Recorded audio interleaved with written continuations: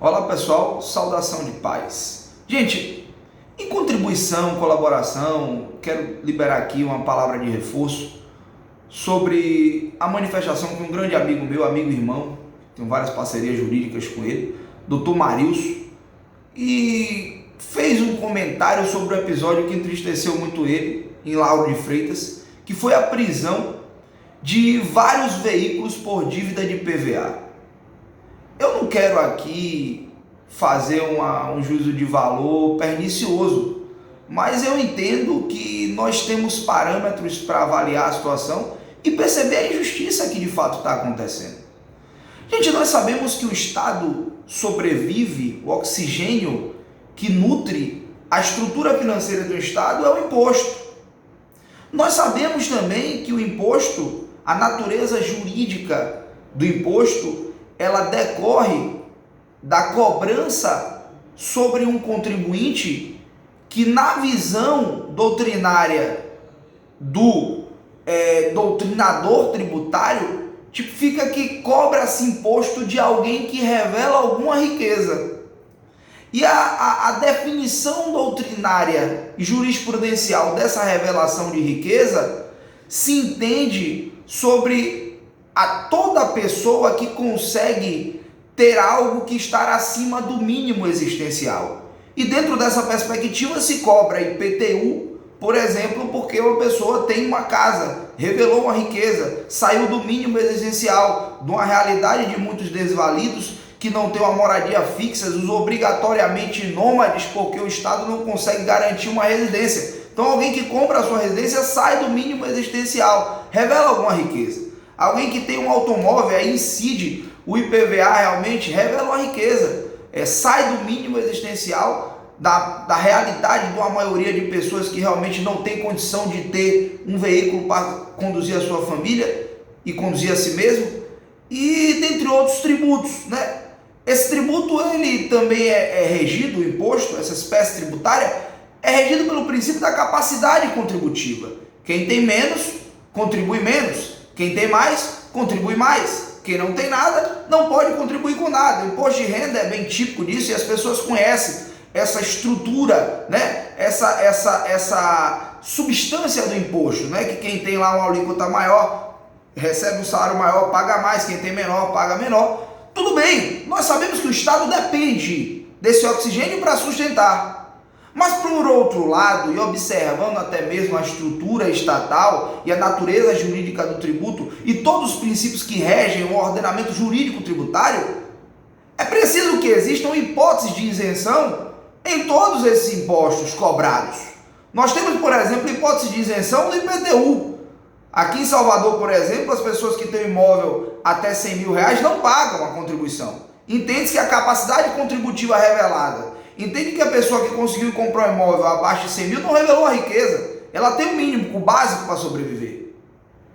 Mas o que eu quero falar é o seguinte: o imposto por si, ele não pode, em nenhuma hipótese, ter a característica expropriatória, não pode ter a característica confiscatório. O imposto não pode servir como elemento de constrição patrimonial. O imposto não pode servir como instrumento que, uma vez estando em dívida, o contribuinte endividado não pode ser cobrado no quanto determinado na exação fiscal, a tal ponto que venha confiscar o seu patrimônio.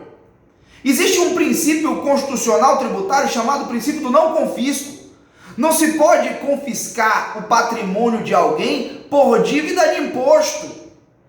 Evidentemente que o imposto, aqui eu explico, ele não está atrelado diretamente a uma contraprestação estatal. A base realmente de cobrança é essa que eu estou explicando: revelação de riqueza, capacidade contributiva. Ele não tem uma receita, uma cobrança afetada a uma determinada prestação de um serviço, por exemplo, da espécie tributária, e aí eu me refiro à taxa. Mas as pessoas realmente têm um senso comum de que pagam IPVA para ter uma estrada pavimentada, para ter uma via urbanizada. E de uma forma indireta, a leitura pode até ser essa, porque o bolo, a junção da arrecadação tributária na espécie de imposto, que a maior arrecadação é feita através dos impostos. Realmente essa renda oferida, parte dela deve ser realmente destinada para suprir isso, mas não existe uma afetação direta. Porém, eu não posso, em hipótese nenhuma, desconsiderar o momento pandêmico que nós estamos vivendo. Observe que não estamos já enfrentando esse tema fora da pandemia. O absurdo de se prender um veículo por dívida de PVA. Existem alegações aí de que não se prende por dívida do IPVA, porque na verdade o que não estaria em dias seria o seguro obrigatório. Mas para você pagar o seguro obrigatório, você precisa conseguir pagar primeiro o PVA, para conseguir a liberação do documento e para atualizar o documento. Você observa que nesse momento pandêmico, o devedor de alimento, alguém que deve, um pai que deve um alimento ao filho, que tem um dever de prestar alimentos a uma criança totalmente hipossuficiente e vulnerável, que precisa de comer, que não pode trabalhar, que depende do seu pai.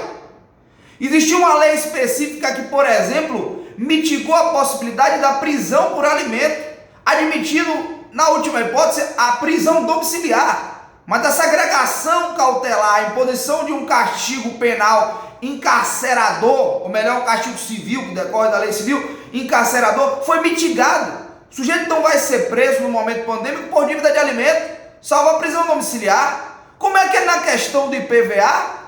Os veículos estão sendo apreendidos, as pessoas estão tendo seu patrimônio sorrupiado, arrebatados pelas mãos do Estado, no momento pandêmico onde o oxigênio financeiro foi diminuído, existindo várias vias estatais de cobrar e de garantir uma possibilidade dessa pessoa tentar ajustar o pagamento. É inadmissível, senhores representantes dos entes estatais, a cobrança de uma exação fiscal não pode refletir no confisco de patrimônio de ninguém, especialmente quando estamos em um período pandêmico. Isso é absurdo, isso é ilegal, isso é injusto, isso é inconstitucional, isso é antijurídico, isso é agressivo ao contribuinte tributário, isso é uma agressividade à sociedade brasileira. Precisamos rever isso, precisamos utilizar daquilo que nos fez ser representantes do povo, e aqui eu me incluo não como representante, mas aquele que confiou na pessoa que está lá para me representar. Eu sou o representado, mas acredito que já passou da hora disso acabar, especialmente em um momento pandêmico. Não é possível que no meio de uma pandemia, onde vários governadores, vários prefeitos estão aconselhando as pessoas a estarem em suas casas, quando o sujeito é parado numa blitz que está com o IPVA atrasado, o seu carro vai apreendido. E se ele já não tinha dinheiro para pagar o IPVA, imagine pagar guincho, pagar pátio, pagar as taxas que eles cobram. Imagine se ele tem que se virar em um dinheiro que ele não conseguiu no IPVA durante alguns meses, ele tem que se virar em 1 ou 2 dias para conseguir esse pagamento, porque cada dia que passa a taxa do pátio aumenta. O que estamos fazendo aqui é tomando patrimônio de pessoas no meio de um momento pandêmico. Isso é aberração, isso é absurdo, isso é falta de humanidade, isso é falta de amor pelo outro.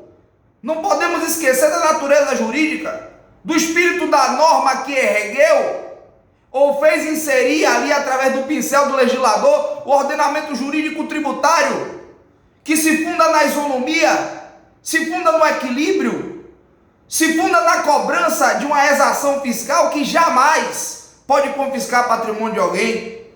Então essa é a minha manifestação em colaboração com o amigo. Fiz um vídeo realmente grande, quem puder assistir será um prazer para mim, e quiser fazer as considerações, façam.